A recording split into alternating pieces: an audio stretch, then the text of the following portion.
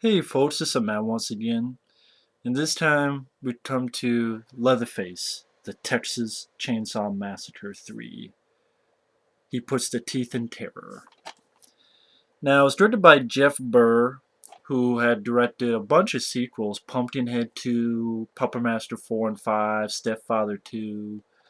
He did this anthology, From a Whisper to a Scream, I think it's called. I know it's called The Offspring, with Vincent Price. Unfortunately, the guy hasn't done too much since then.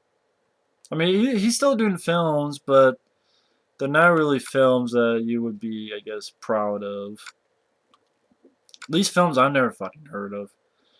And it's written by David J. Shaw, who I guess actually had a hand in writing The Crow, or at least doing the script of The Crow. He's actually, I guess, helped with the script of Critters 3 and 4. I know he worked a little bit on Elm Street 5, because he had an idea for Elm Street 5, and they said no, and told him to go fuck himself. And then when they're having problems, oh, can you come in, give us some dialogue? He's like, well, fuck you, but he went anyway. So he wrote this film. And yeah, Jeff Burr, what he's doing is, what he's done, Mil Mascaras versus the Aztec Mummy, Frankenstein the Werewolf Reborn. His new film is Alien Tornado.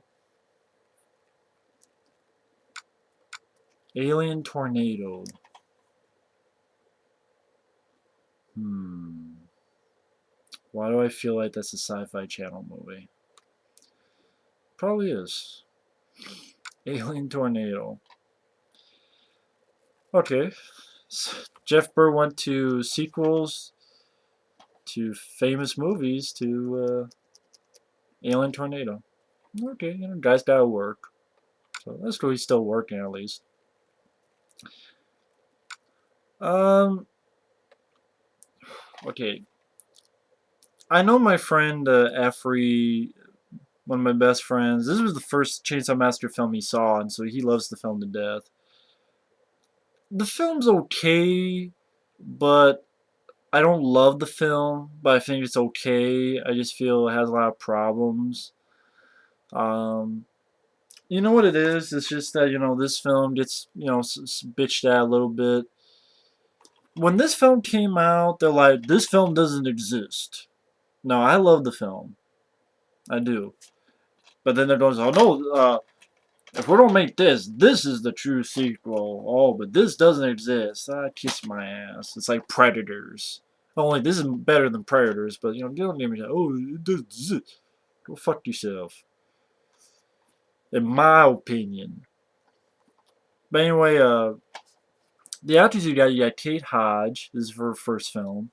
You got William Butler, who you've seen in the Night of Living Dead remake, as well as what was that movie? Friday the 13th Part 7 New Blade was in the beginning. I mean, he was one of the first people to die, I should say. Yeah, Ken Foree, of course, from the original Dawn of the Dead.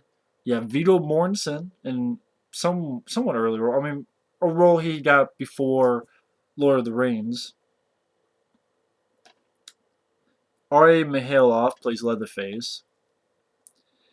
And the film, I mean, basically it's Kate Hodge and William Butler. They're going cross country, and one thing leads to another. They have to take this shortcut, and they meet up, get attacked. Then you have a survivalist played by Ken Foree, who helps them out. And basically, you introduce a Leatherface and his new family. His new family, you have Viggo Mortensen. You got a little girl, who's actually the little girl you see at the beginning of Friday the 13th Part 7. She's the young Tina. She's there, and I guess the idea is maybe she's Leatherface's daughter, in a way. You have this guy named Joe Unger, who is a guy who has like a hook instead of a hand. There's an old woman who they call, Mama. I know it's pretty rough, but okay, the film for me comes alive when Ken Foree is on screen, and like I don't mind Viggo Mortensen or Joe Unger, R.A. Mihailoff. I mean, The acting's not the problem with this film. The acting's not the problem. Kate Hodge does fine. Ken Foree, big fan of Ken Foree. Really enjoyed him on screen. I think it's mainly because the film just didn't seem like anything special. You know, it's like, okay, I see the first Chainsaw Massacre done perfectly. I don't see anything wrong with the first film. Then I see, okay, you don't do a sequel, let's be entirely different. You made a very funny, over the top, entertaining film. Got two really solid movies.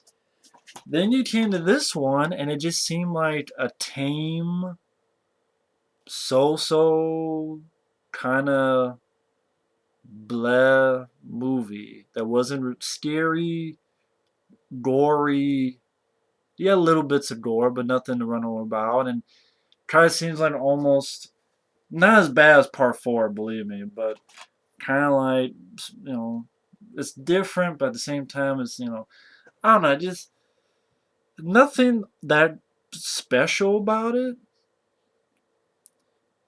But I mean, I still like the film okay. So I mean, getting into the details of it, certain aspects, even the opening of the film, and once again, you have an opening crawl.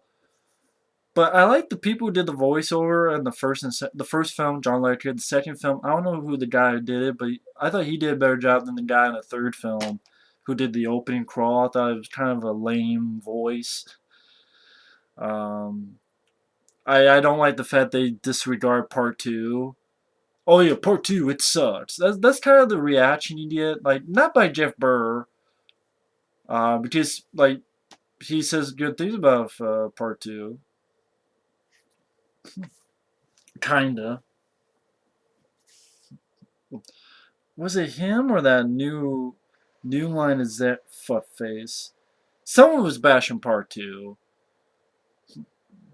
Might have been him as well. I don't know. Whoever the hell was bashing part two, you kiss my ass. Because I think part two is better than this film. But that's another thing. Like a lot of people, like this gets 5.2 and this gets 4.8. But you still got a lot of people bashing part two and saying this is better. And I mean, this film's okay, but this film to me is a lot better film. Maybe that's where I'm coming from too. Um, just maybe because this was the first chainsaw I saw, and I don't like when people bash it. But I'm not gonna bash this film that harshly. I mean, it's an okay film. It's not the worst film. Believe me, I think it's better than Part Four. It's definitely better than the prequel. Probably be better than the 3D movie they could have coming out. But I don't like the fact they disregard Part Two because the opening crawl only talks about the events of Part One. They never mention the events of Part Two. But then, like, Kate Hodge and William Butler, they're going on, and there's like they have to stop because like some random place they found all these bodies in a pit with all these bodies like randomly. Like, I don't know how the hell they found this pit, but a bunch of authorities there, and you have a cameo, even though she doesn't say anything, by Caroline Williams. Yeah, Caroline Williams. Stretch from part two. She's in the film as a TV reporter. No words. She just has a cigarette, does this, walks off camera. I'm like, you have her in the film and you do nothing with her? What the fuck? Especially when people have interviewed Caroline Williams and asked her about that. She's like, yeah, that's supposed to be my character. That's what she says. Yeah, it's supposed to be my character. And that hopefully, if we did a part four, maybe my character, now as a reporter, will try to get revenge on that family who, especially Leatherface, who messed with me in part two.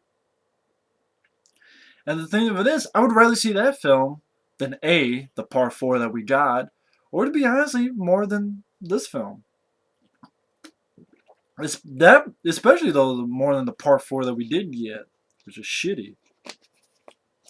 Now that's a shitty movie, but which I'll get to later, I guess. Even though I don't have the DVD, but I just have to find it online to watch again.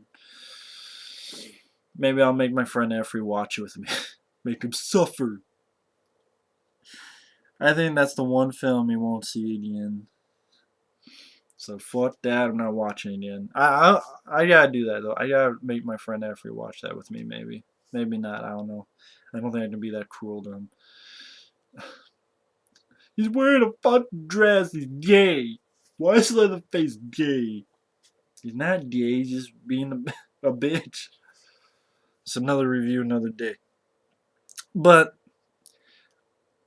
I don't hate this film. I know I've just been writing on this film. The cast is not the problem. Kate Hodge is the lead. She does fine. Viggo Mortensen as this guy Tex, who's kind of like, they go at this gas station. You have this other guy who's like a peeping Tom. That guy does a good job. And you have this seemingly nice guy, the cowboy guy, played by Viggo Mortensen, who stops the peeping Tom and says, had told William Butler about this shortcut earlier before. And supposedly, Viggo Mortensen, this guy get in a fight, and the other two get scared and drive off, and they think, oh my god, that guy killed Viggo Mortensen. Even though later you find out it was all a gag to make them take the shortcut. But even that's like, what's to say they would actually take that shortcut? Like, what's to say that they just keep going anyway instead of taking the shortcut? I mean, just because you fake a fight over here doesn't mean that, oh shit, we don't. Why? What would have happened if they just kept going straight? You know, or they turned around and went the other way or something. Like, I don't know. But then like they did a tap by someone with a chainsaw, and then that's where then they crash, and you have Ken Foree as a survivalist who's got a machine gun. Because again, he's a survivalist, and he was fun. He was fun in the role. Every time I saw him, it was fun times. But again, you get to the problems where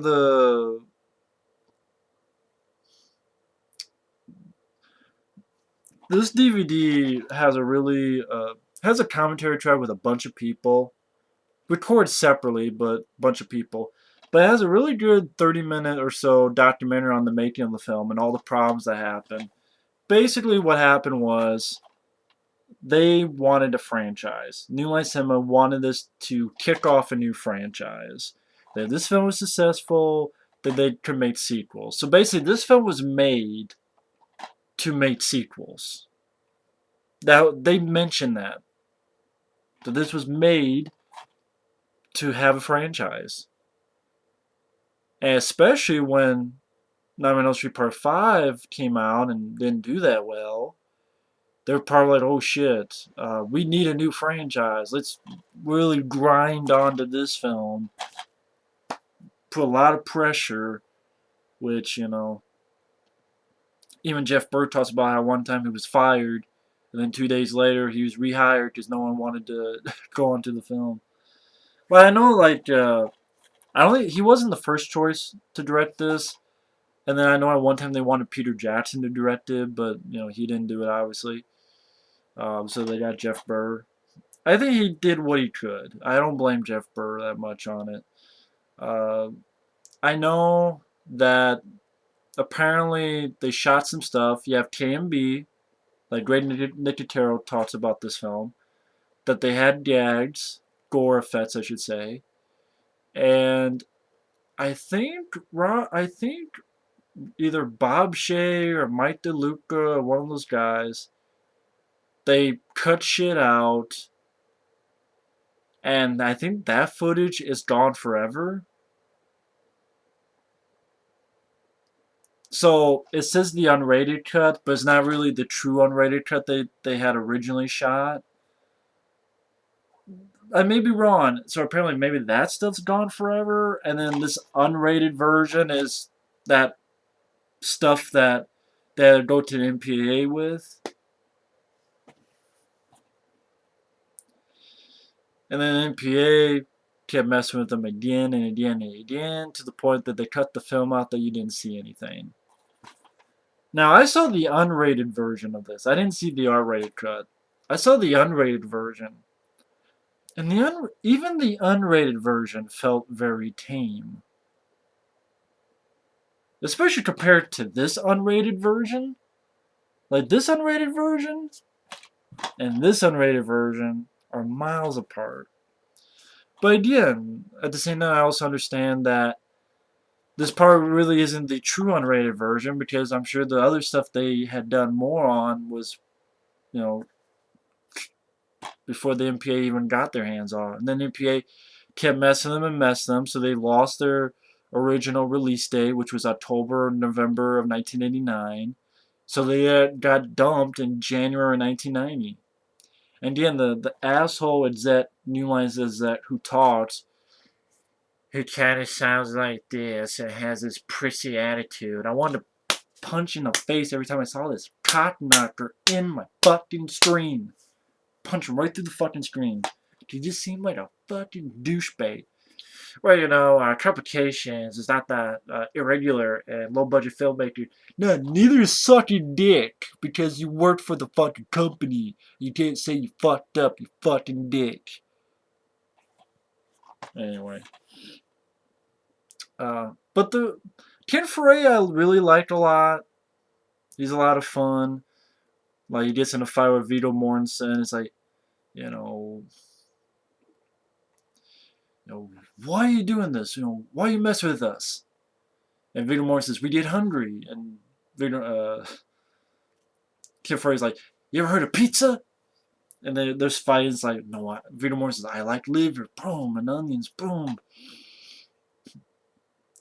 And I know Ken Foree's a badass. He burns up Viggo Mortensen. The peeping Tom, he comes back and, he goes, fuck you, mister. And Ken Foree punches him in the face, like knocks him out and into this pond here. Um,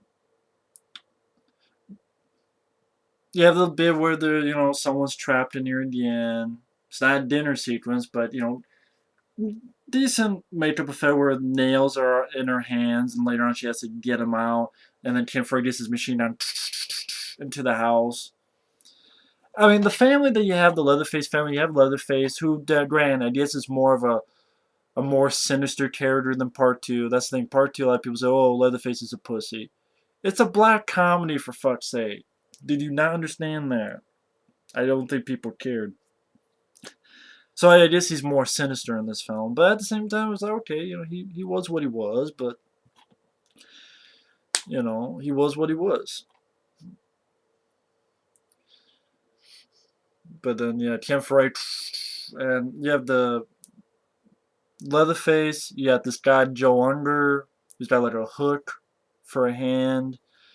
You got Viggo Mortensen's character. You got a little girl, who was the little girl in Friday the 13th Part 7. At the beginning, who played the young Tina. Who I guess they're supposed to say is Leatherface's daughter. You got an old woman who they call Mama. And Ken Foree, I mean, he knocks the motherfucker out in the pond. He shoots and, gets Kate Hodge to get the fuck out of there. Kills one of them, I guess the old woman in there, which I know is not saying much. Fucks up Viggo Mortensen, burns his ass. You never know what happened to the other guy. Like, I know he gets his fingers and ear blown off. I know in the alternate ending you find out what happens to the little girl, but here you don't. And it's not much. Kate Hodge runs and Leatherface chases after her. And then they're fighting, and Ken Foree hits Leatherface. They both go into this little pond. And then this pissed me off watching again, because Kate Hodge just fucking lays there watching Ken Foree and Leatherface fight. I'm like, this dude has saved your ass not once, but at least 2 times. And you're just laying there as Leatherface is grabbing him, getting close to a saw, and you're still just laying there, Kate Hodge. Do something. So no, he gets killed, or so you think, but So I'm like, well, fuck, Ken Foree died, you fucking assholes. And then Kate Hodge then finally does something where she grabs a rock and hits him in the fucking face. Boom, boom, boom. And then you get an ending that makes no sense where then Ken Foree pops back up and he just has a little flesh wound, which I'll get to. And then the old peeping Tom guy comes in and, okay, you get your moment where Kate Hodge shoots him with a shotgun. And Kim Foree and her drive off in the distance, and then you see Leatherface come into view. And I know there's deleted scenes, like apparently Viggo Mortensen's character came back, but he was burned up.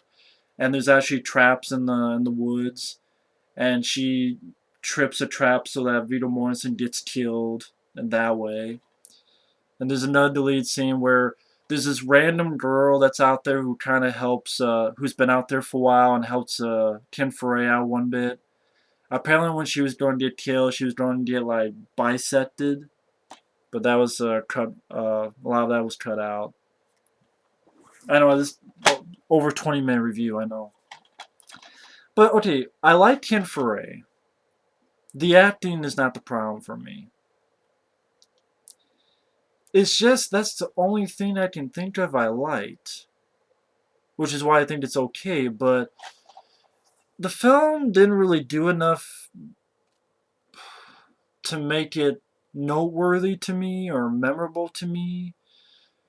You know, I mean, I can only judge what I can see now. I mean, the product itself, I mean, granted, there's a Jeff Burr got fucked over by a lot of people and stuff. Studios were wimps. MPAA were dipshits. This unrated cut, there are films today who do 10 times worse. Piranha 3D, look at all the gore in that. A lot of these other films, Hostel, and even the Chainsaw Massacre remake had more stuff than this film. And it's like, man, MPAA are fucking dumb. They're fucking two-faced pricks. As well as the company being, oh shit, but we really need this to be another franchise, so don't kill off Leatherface. And okay, honestly, my problem is number one, the music didn't do anything. Number two, the songs didn't do anything. I know my friend Effie likes the heavy metal soundtrack. I don't like any of the songs. I like this soundtrack. These songs and the score I really loved. Here, though, I didn't care for any of the music. I didn't care for any of the songs. Um, the film was kind of bleh, meh, sort of. Kind of like something I've seen before many times. Like, only done better. I've seen it done worse, though. Stay tuned next time. But I've seen it done better. Because of them, everything, most of the gore was cut out. You kind of wonder, man, what the fuck was TMB doing? They didn't have anything to do. You know, like William Butler, his character, they put him upside down, and I guess this hammer that they devised goes and hits his head, but it's like a nothing effect. I mean, fucking Wrong Turn 2 had worse things than this. The opening with the girl getting cut in half that was 10 times worse than anything in this film. This film, because of it, even the unrated cut is now, it's tame. It's kind of there. And Ken Foree, I mean, part of me, when Ken Foree, oh shit, he's not dead. And I'm like, wait a minute, that makes no sense. He should be dead. He got a fucking chainsaw to the head. I can suspend my disbelief very far, especially for a character I like.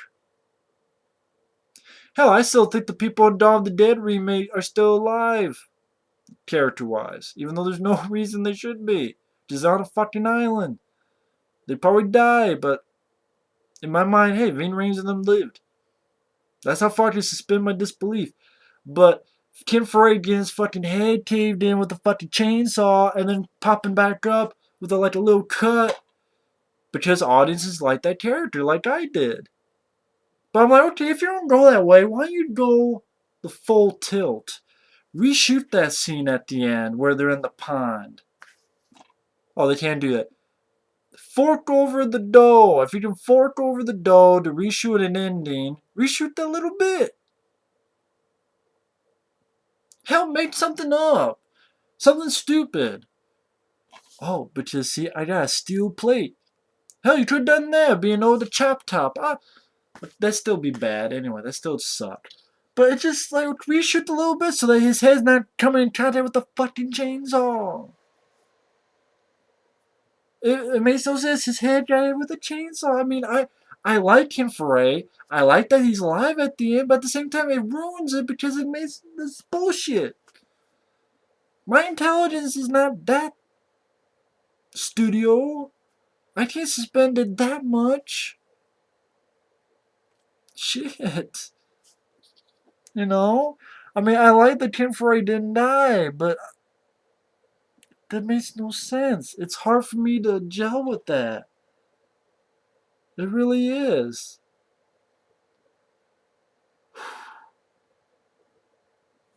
Especially after I think seeing the alternate endings and all the documentary hurt the film for me, to be honest.